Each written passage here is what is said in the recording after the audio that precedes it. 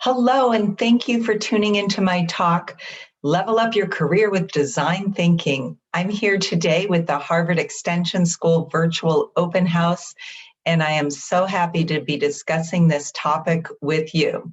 My name is Ingrid Goldbloom Bloch, and I'm the owner of Mosaic Careers and a frequent collaborator presenter with the Harvard Extension School.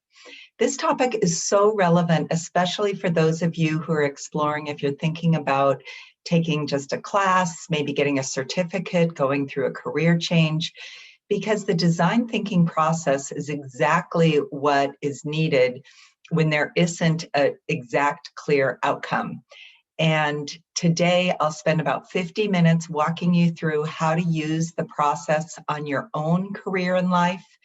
I will share some personal examples of how I've used it, and also share a couple of client success stories using this process. So I hope that you leave with some new ideas and confidence on ways that you can design your life forward. So here's the good news. You've already started future-proofing. So if you're here, you are on your way into incorporating the principles of design thinking so you can continue to create career possibility across your life. And one of those is continuous learning and cultivating curiosity. So if you're thinking about taking a class or going back to school, that's exactly what you're doing. So there are strategies that you can put into place now that can really help you ensure that you don't hit a career dead end, and specifically around, as I mentioned, creating a growth mindset, trying on new things, being willing to move forward even if you don't know what the outcome's going to be, and also finding a way to become the creative driver of your own life, which means being completely career self-reliant, not waiting for life to happen to you, but for you to drive your life. So how do you do that, especially when life isn't always linear? So I'm going to help you start thinking like a designer so you can get unstuck with your career. And I'll give you a framework for exactly how to do that and how to build your way forward when the future might be a bit unknown. And I'm going to walk you through the stages of the design thinking process. And as I mentioned, I will weave in stories of myself and client success stories and really illustrate how to use the various areas. And then I'm going to leave you with some action steps that you can immediately apply to your own life, that you could do as soon as you're done listening to this talk, and go ask some questions to cultivate your own curiosity for the rest of the open house today. So here's how you can start thinking about design thinking. So I would like to frame it in terms of the types of thinking that are out there. And this is very general, so it's a very loose definition. But in general, there are different modes of thinking, and each mode is good for a different type of problem. So in engineering thinking, you're putting together processes to solve your way forward. And in business thinking, you're optimizing your way forward. In research thinking, you're analyzing your way forward. But all of these assume that it's a linear process. So what do you do, though, if a problem is messy? And we as human beings know that life isn't linear. Unexpected things happen. We're constantly pivoting and changing. If the last year hasn't shown us anything, we live in a world where the career future is often unpredictable. Times are uncertain. And this is when it calls for design thinking. How do you keep forward momentum if you're not sure exactly always on the problem you're solving, or the problem you're solving is changing, or the what you started with doesn't exist anymore because of some factors outside of your control? So this is where if you could hone in on your design thinking skills, you will be in good shape. So what is design thinking? It really is a combination of engineering, art, and psychology. And as a definition states, this is a nonlinear iterative process. So you might be using different steps at different times. Sometimes they'll happen in parallel. Sometimes they will happen out of sequence, and you might go back to certain steps, not always in the same order. So the design school at Stanford concretized this process, and what they did is put it into 5 stages: empathize, define, ideate, prototype, and test. And this was used by product designers bringing new products to market. And in this case, you are the product that you're bringing to market. So you are both the designer and the product that you're working on. So if you are the user, you will be the product. You can think of the product as your career or your life. And when I work with clients, the process usually starts with helping them define their problem. And that starts by really getting to know them, empathize with the user, getting to know, it's often that career self-assessment piece, and looking at what assumptions somebody has, what's holding them back, what their dreams are, what their knowledge is, and doing that whole gap analysis. Really looking at what is the problem somebody's trying to solve. Are you looking for more career satisfaction, career opportunities, expanding your network? Think about what problem you're trying to solve right now. And then there's a process for getting multiple inputs and various ways to collaborate with people very different from you, so you can expand your thinking. And then how do you test things on before you fully commit? How do you prototype and test and then revisit your earlier assumptions? So one thing to think about is that this process is not always comfortable. Because it's not linear and because life isn't always predictable, we're being pushed out of our comfort zone. And one way to do that is to practice cultivating a growth mindset.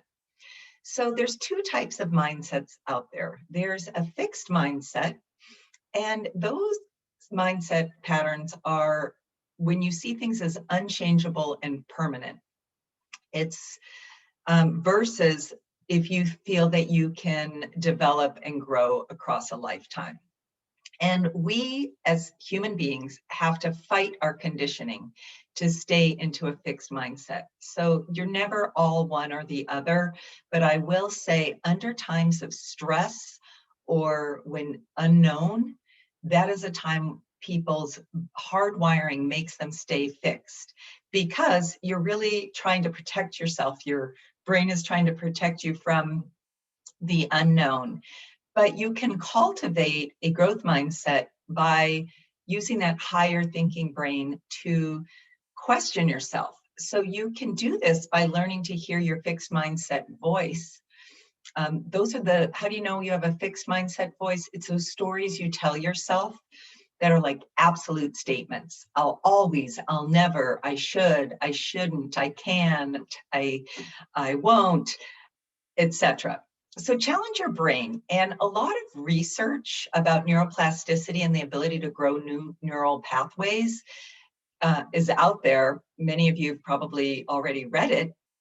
And it can show you that, like a muscle, your brain needs new challenges to grow, and that you can continually, as you continually seek out new information, you are creating new neural pathways so you can expand beyond what seems fearful. You'll expand your comfort zone. You'll also start thinking more broadly and more in the gray areas, not in the absolutes. So this is why design thinking is such a good framework, because it really asks you to cultivate new inputs and continually engage in the world where you're testing and refining, and all the while you're growing and orienting yourself to one of learning.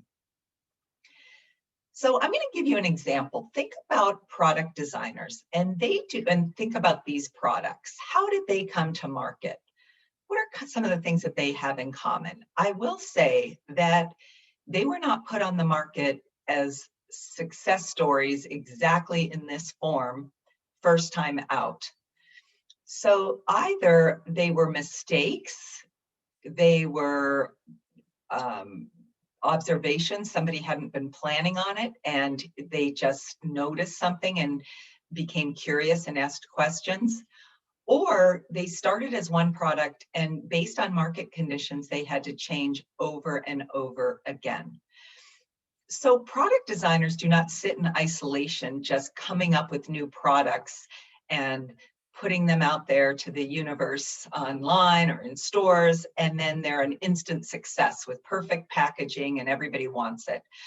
What they do is they have an idea, they test it, they do some market testing, they get market feedback, they make adjustments, and maybe it's a failure and they go back to the drawing board and they pivot and they try again and again until they've created something that works. And you have to think about your own career and life the same way. You are a work in process. There is no exact endpoint. And if you are willing to embrace failure or things not turning out exactly as you hope as part of the iterative process for getting from point A to point Z along the way, you are going to really expand and level up your career. So one example from these products is Coca-Cola. Coca-Cola started as an elixir. It was made out of cocaine and alcohol as a way to cure somebody's morphine addiction.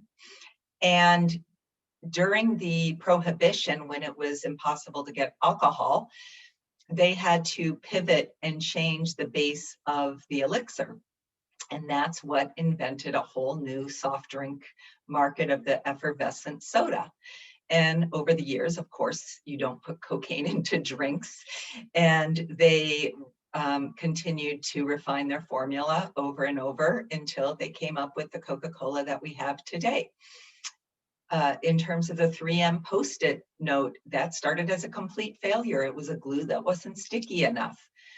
Velcro was a complete random observation. Somebody was walking with their dog in the woods, and they noticed that different burrs started sticking to the fur, and they became very curious as to how that was happening. And they noticed a way to adhere things using the Velcro method. Each one of these products, if you look up, you will see is something that happened not the first time out, but the second, third, fourth, sometimes the seventh, eighth, or ninth iteration. And if you can think of your life that way, you're going to be in great shape for building your life and creating career opportunities and really leveling up what's possible in your career. So how do you do this?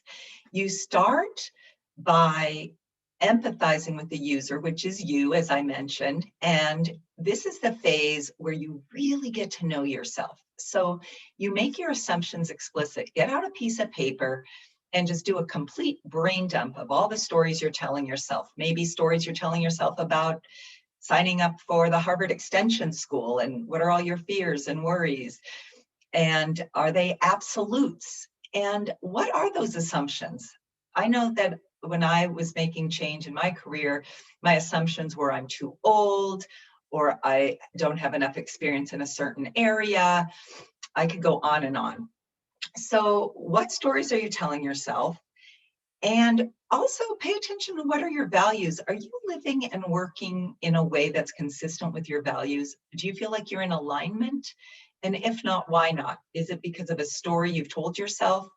And is there a way that you can change this?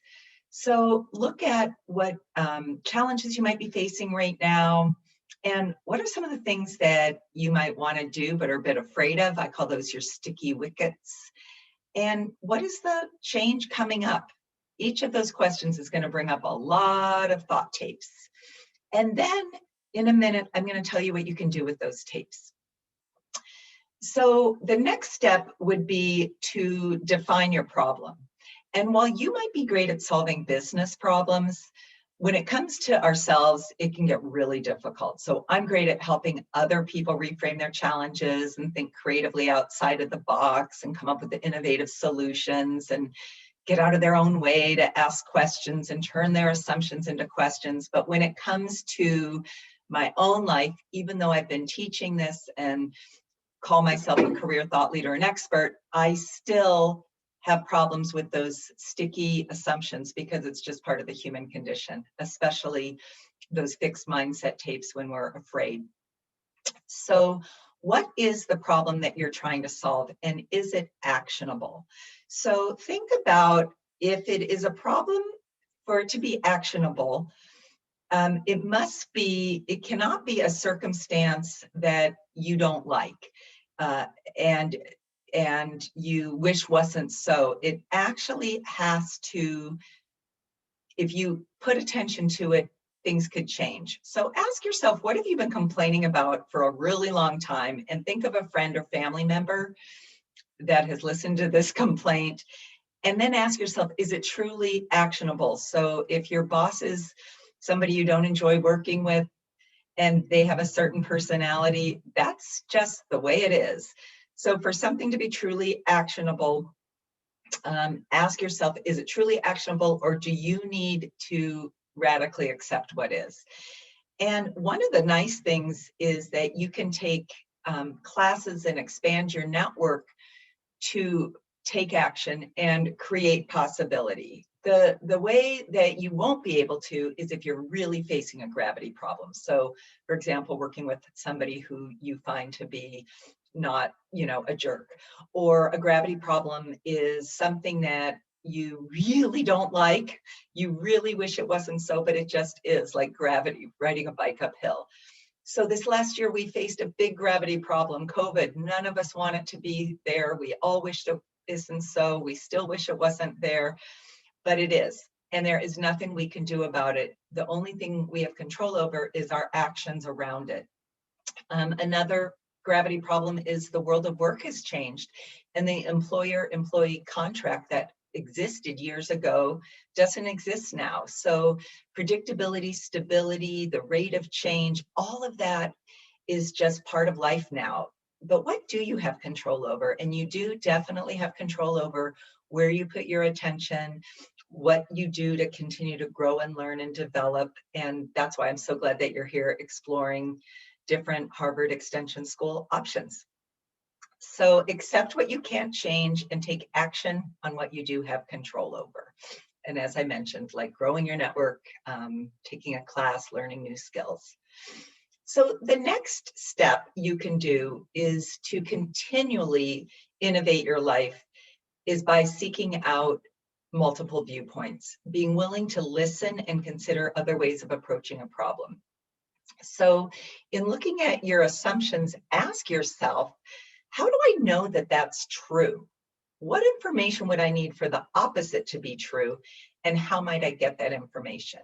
So turn your assumptions into questions. If one of your assumptions is, I'm too old to make a career change, ask yourself, I wonder who the people are that have made career changes over 50. If one of your assumptions is, nobody is going to think I don't have enough experience on my resume to get a job, then test out that assumption. I wonder if somebody would let me do a project so I could test out how much experience I have and if there's any gaps. So really turning your assumptions into questions like, who could I talk to?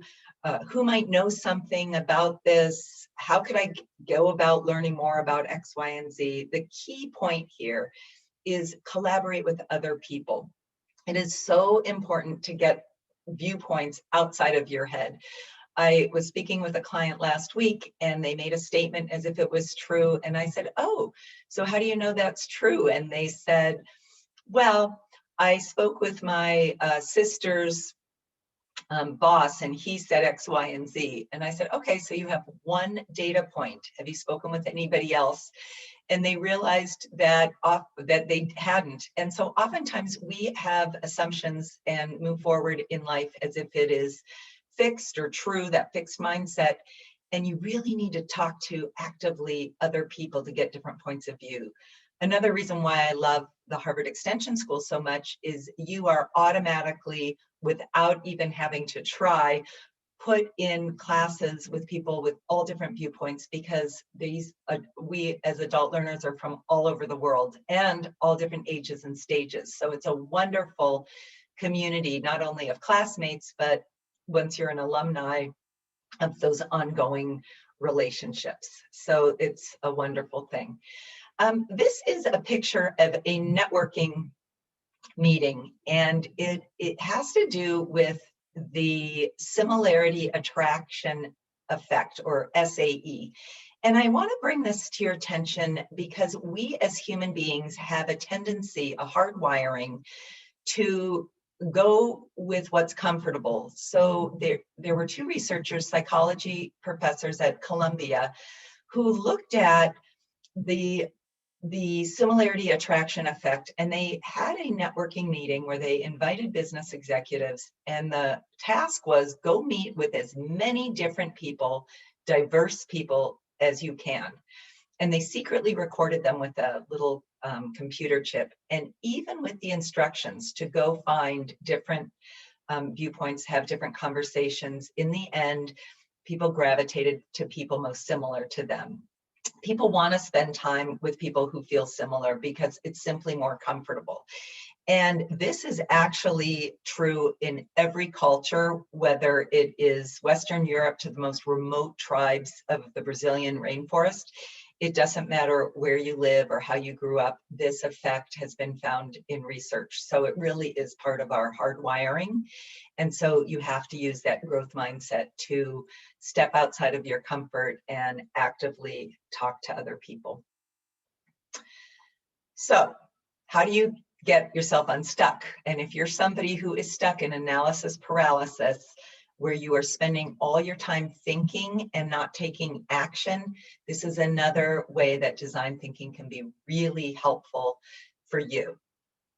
So how do you generate new ideas and movement?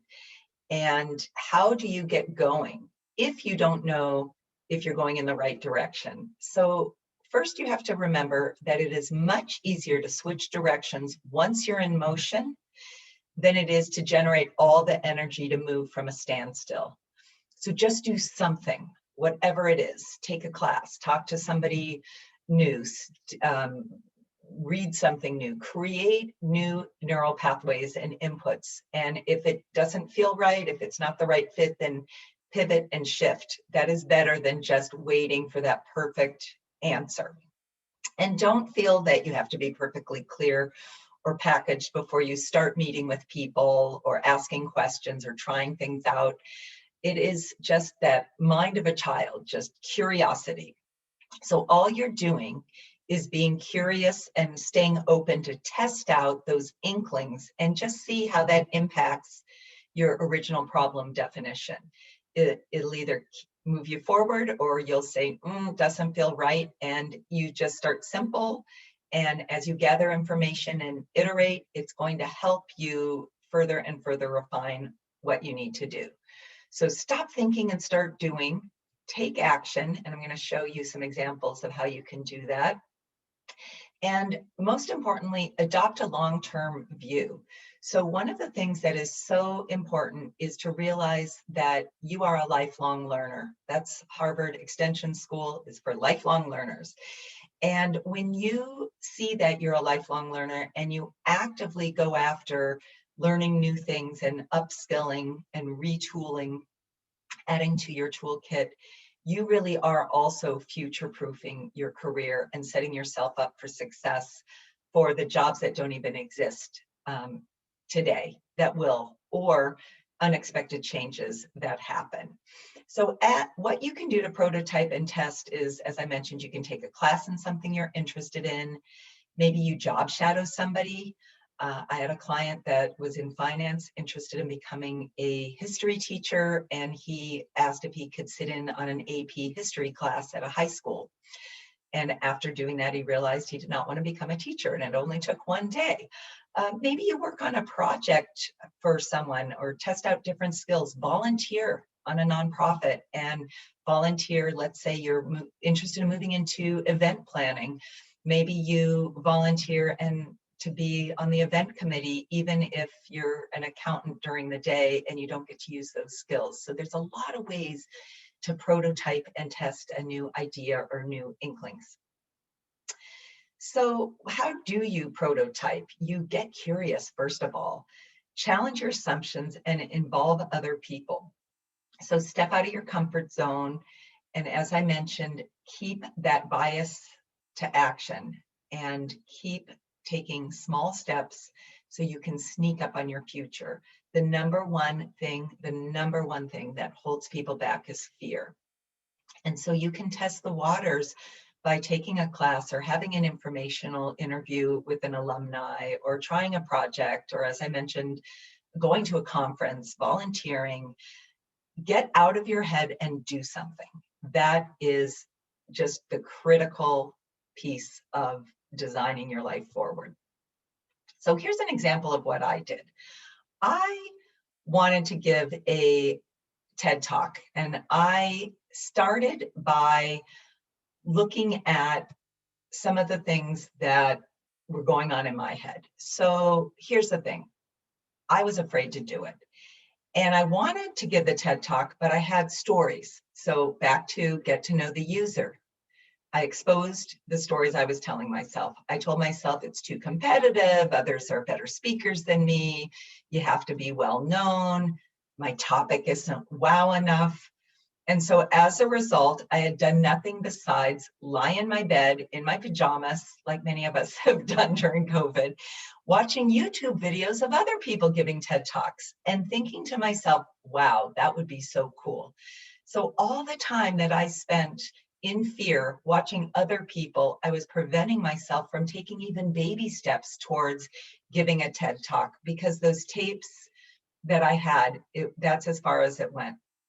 So when I started really looking into what was going on, I decided to use the design thinking framework to move myself out of being stuck in this analysis paralysis, to test the waters, even if I didn't know if I'd ever be able to do a TED Talk. And by the way, I didn't even know what I'd talk about. So my first prototype was to actually go to a live event and see what it felt like to be in the audience. And I found a local TEDx. And in fact, I had a colleague who was a speaker. It was at BU, Boston University in Boston. And I realized at the end of the event that I happened to be dressed to match, I hadn't planned this, the TED stage. And as people were leaving, I was sitting with a friend and I said, quick, get your smartphone, take a picture of me. And I jumped up on the stage because I wanted to just see what it felt like to be on the stage. So this is me pretending to be giving a TED Talk. And I'm telling you, I had butterflies in my stomach and I was very nervous, but I was pushing myself out of my comfort zone. And yes, I had the fear of, what are people going to think? They're going to kick me off the stage. I'm making a fool of myself, especially as I was pretending to talk, but I did it anyway. And then when friends asked me what I was up to over the weekend, I'd send them this photo and I said, oh, I was on the TED stage. And they said, oh, what did you speak on? And I said, oh, nothing. I was just on the TED stage. So after the event, I was really energized and excited. So I asked for an informational interview with the colleague that had done the TED Talk. And that's another way that getting radical collaboration. And I really wanted to learn more about the process and how she was selected. And from that conversation, I realized I really needed to become a more powerful storyteller. So I identified that I could take workshops. I could sign up with Toastmasters International, which is a speaking group. And I started listening to the Moth Radio Hour, which are regular people just telling stories in compelling ways. And I got really excited. And I started researching how-to classes. They have classes and coaches on how to become a TED speaker, a TEDx speaker. And so each one of these action items started leading me towards more ideas and more information and a list of possible ways to get to know what's next. So I went through all of this, and this probably took about a year. And then one day I was talking to a group about, what's that thing that you really want to do, but you're afraid to, that question I asked you at the beginning. And I talked about being on the TED stage. And what they asked me is, what is that message you want to tell the world? And I realized I didn't have a message. I just wanted to be on the TED stage. And when I really looked at that, I realized that being put on a TED stage was somehow a symbol that I'd arrived, the legitimacy. And I started asking myself, did I have to be on a TED stage to have arrived, or are there other ways for me to develop thought leadership and expand my sphere of influence if I don't spend all my energy just trying to get on the TED stage? And this is a perfect example of the design thinking process, just iterating, reiterating, learning, asking. And then I went back to that original problem that I was trying to solve, which was how to get chosen on the TED stage. And I realized that really it was how to build my confidence and my expertise as a thought leader. And I've given up the need to be on a TED stage. And now I'm happily doing talks like this at Harvard Extension School to all of you from all over the world. And it's so fulfilling. So choosing not to do something can also be the end result of doing the design thinking process. Another example of how just simply stepping out of a comfort zone can lead to something unexpected that maybe your brain wasn't working on. And this really came from a couple of years ago. I was trying to get to my office, and it was a pouring, rainy spring in Boston. And I needed a ride to the train station because I was carrying things, and I could not get a ride. So I called a friend and asked her if she was willing to pick me up. And she said to me, "Oh, I don't drive, I bike everywhere." And I said, "But it's pouring rain." And she said, "I know. I even ride my bike in the snow. There's no bad weather, just bad clothes." And this opened my mind to think about, well, if she can do it, I can do it. And so I got on my bike that day and rode my bike in the pouring rain to the train station. And you know what I discovered? That I hate riding my bike in the pouring rain. But what I also discovered is how much I love riding my bike and how much I've missed it. And that in the good weather, I really want to bike more. And if you flash forward, that experience got me thinking about wanting to bike more, and biking more got me biking with my husband, and it moved me into training for a triathlon. And it never would have happened had I not said yes to getting on a bike in the pouring rain instead of no, just to try something new. So for you to cultivate, have that mindset that you're going to cultivate action and have a bias for movement versus being stuck. So how do you innovate? Cultivate the unexpected. Think of things really simple. Talk to somebody you don't normally talk to. Say yes when you normally say no. Maybe change up your routine or what you always do, your routine at home, the types of movies you listen to, the friends you go out with. Take a class. Zoom, COVID really pushed people to innovate. I started taking classes on Zoom, cooking classes, virtual cooking classes, dance classes. So what can you do right now to truly cultivate? Find opportunities to learn, go back to those stories you're telling yourself, and really take action even before you know. Focus on the journey over the outcome, and you will be successful and really be able to level up. So a couple final stories. I worked with a client, this is one of my favorite stories, and he was a chess instructor and also an online poker player. And believe it or not, he made 6 figures because he was very good with game theory and had researched ways to play online poker and make 6 figures a year. It wasn't through gambling, it was really through strategy. But he was sitting in front of the computer 7 to 10 hours a day, and he realized this is not how he wanted to spend his life. So he started getting very interested in machine learning. He had always been interested in computers and logic. And as the world of work continues to innovate, all the jobs and careers that were coming up in data analytics, AI, machine learning were suddenly available to him. So he just started taking some classes. And he ended up taking a certificate. I can't remember exactly what it was, but he did do networking with Harvard. And one of the extension alums had started a machine learning startup in San Francisco. and he reached out for an informational interview and offered to do a project for free. It was a win-win because he tried on, he was asking himself, how do I know if I know enough to go into a full job search? Have I learned enough do I have enough on my resume? He still needed to build his confidence, and he did a fantastic job. They got a second round of funding and they offered him a job. He never had to go into the job search. A second, and this is something that you'll need to do on your own, is a client that used a technique called Odyssey planning. And it is a design thinking technique. It comes directly out of the book Designing Your Life by Bill Burnett and Dave Evans. You can Google it, and there's all kinds of free workshops, or worksheets and videos. But basically what you do is a download of 3 different career options, and then you look for common elements that tell a story. And this was a client who had transformed his life completely. He worked for Analog Devices, first as an engineer, and then he was promoted to the director of product development.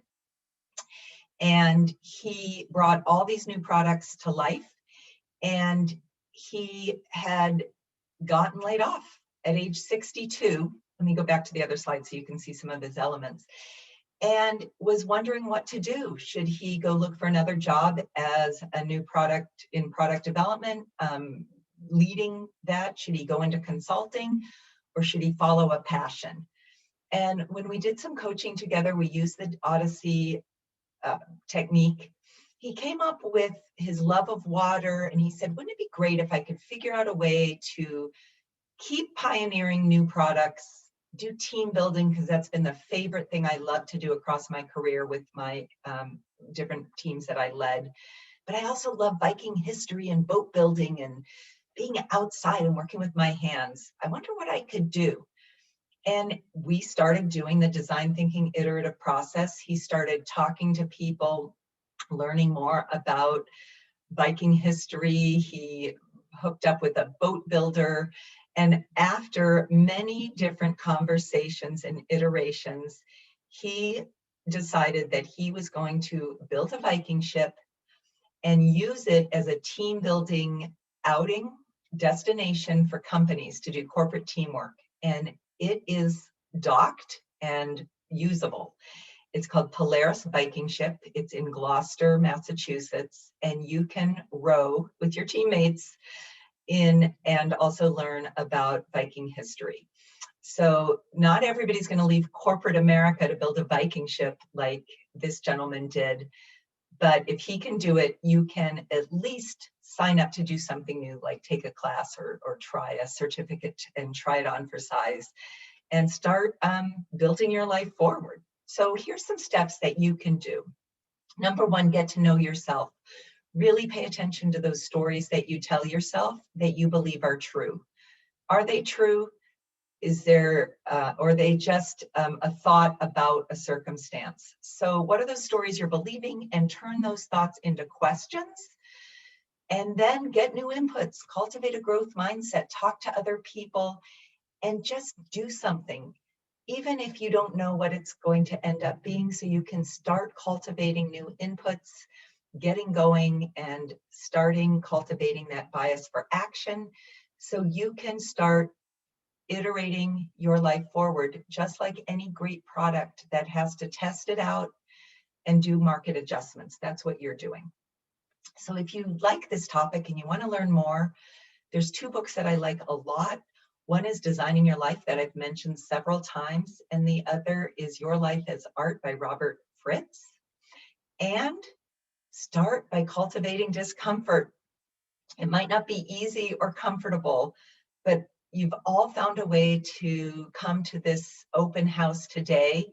It's new, you're curious, you're going into different sessions, talking to new people. You are currently cultivating a growth mindset, testing your assumptions, learning, getting radical collaboration. You're currently, right now, experiencing that design thinking mindset. So just keep doing it. Take those small steps towards an uncertain future, and you're future-proofing your career. So be willing to fail like a new product designer, iterate time and time again, Know that you can level up your career if you stay open and that you're willing to move forward, even if you don't know exactly what's going to happen. And then you can always switch directions once you get in motion, but don't stay in that analysis paralysis.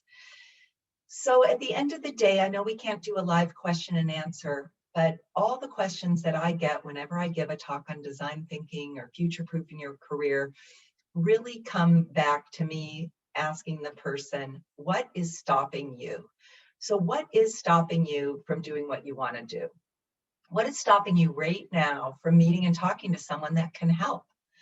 What is stopping you from taking the next step? And if you feel paralyzed, maybe you're taking on something too large, and just break it down. So if you're saying, I can't switch careers today, or I'm too old to switch careers, maybe you can at least explore a class in an area that you're interested in and just see. You might meet other people just like you dealing with the same problem. So break it into something smaller and take a risk, try something new. Thank you so much for joining me today. And I really hope you enjoy the rest of today's online career fair with the Harvard Extension School. Bye.